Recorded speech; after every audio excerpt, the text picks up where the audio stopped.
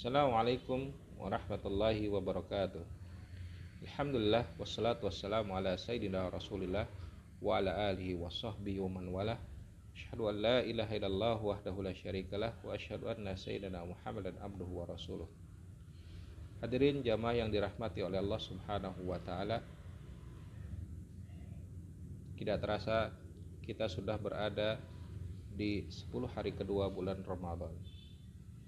Dan marilah kita introspeksi, sudah sejauh mana amaliyah ibadah kita, sudah sejauh mana kita melaksanakan ketaatan kepada Allah, dan sudah sejauh mana kita meninggalkan kemaksiatan yang telah Allah tetapkan kepada kita semua. Apalagi di tengah wabah COVID-19 ini, marilah kita senantiasa banyak berpikir, bertadabbur, dan juga muhasabah terhadap diri kita, karena dengan musibah COVID-19 ini Allah seakan menegur kita semua. Ya ibadi, wahai hamba-hambaku, cobalah kalian menjadi lebih baik dengan cara senantiasa mendekat kepadaku, melaksanakan perintahku, dan menjauhi laranganku. Hadirin jamaah yang dirahmati oleh Allah Subhanahu wa taala, salah satu pesan dalam Al-Quran untuk kita semua yaitu adalah bagaimana Allah Subhanahu wa taala melarang kita untuk bertransaksi dengan hal yang berbau ribawi. Semua sudah mafhum teman-teman hadirin jamaah rahimakumullah. Dalam surat Al-Baqarah misalnya Allah dengan tegas, wa halallahu al-bai'a wa harrama riba, Allah menghalalkan jual beli dan mengharamkan riba. Kemudian dalam ayat yang lainnya, yamhaqullahu riba yurbis shadaqat, Allah menghancurkan riba dan akan menumbuhkan sedekah. Dan juga dalam beberapa ayat yang lainnya, yang dimana dengan tegas Allah Subhanahu wa taala bahkan memerangi orang-orang yang akan terus memakan riba. Disinilah mungkin Allah memberikan musibah COVID-19, akhirnya tidak ada satupun bidang, tidak ada satupun sektor yang tidak terkena imbasnya.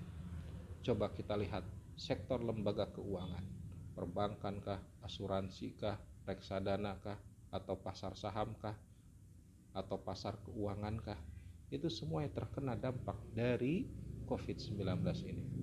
Seakan Allah menegur kepada kita semua, ini baru tahap awal, sampai aku betul-betul menghancurkan sistem riba. Tapi sayangnya kita semua masih lalai untuk tidak mau meninggalkan sistem riba ini. Kita dalam keseharian kita masih dengan senantiasa, padahal Allah sudah memberikan teguran ini, transaksi berbelanja dengan kartu kredit ataupun dengan cara berhutang. Itu pun kalau misalnya berhutang melalui lembaga keuangan, belum lagi ada jaminan, belum lagi nanti ada bunga, belum lagi nanti ada penalti. Sudah begitu banyak ribanya, Masya Allah. Sebagai contoh, kita minjam ke lembaga keuangan. Ketika kita pinjam, kita wajib memberikan jaminan. Anggaplah misalnya rumah kita berikan misalnya harganya 100 juta, kita terima 100 juta dalam jangka waktu 5 tahun, anggaplah 5 tahun, karena kita butuh untuk ini, untuk itu, apalagi dalam musibah ini, ya. Kemudian kata bank, silakan 5 tahun kamu harus kembalikan 200 juta misalnya. Itu pun sudah termasuk riba. Belum lagi kalau misalnya kita terlambat, kita kena penalti, tambahan riba yang kedua. Kalau misalnya kita mau dipercepat karena mungkin wabahnya sudah Allah angkat, tetap kena penalti lagi. Padahal kita punya keinginan untuk melunasi hutang kita, tapi tetap masih kena penalti. Kejamnya riba. Ya. Kalau mungkin misalnya lagi kita anggaplah gagal bayar, kita tidak mampu membayar 100 juta itu, apa yang terjadi? Apa yang kita gadaikan, rumah, akhirnya hilang begitu saja tanpa tersisa. Apakah bank peduli? Lembaga keuangan peduli? Tidak. Bahkan untuk misalnya sekedar memohon, saya tinggal 1 bulan, 2 bulan, 3 bulan untuk mencari rumah yang baru atau kontrakan yang baru sekalipun, bank tidak pernah peduli. Tapi sayang, di balik ini semua kita tidak pernah sadar. Apalagi di masa pandemi ini, apa yang ternyata kita lihat, waduh, begitu banyak masyarakat datang ke bank bukannya untuk menutup riba tersebut, tetapi mereka mengajukan penangguhan cicilan.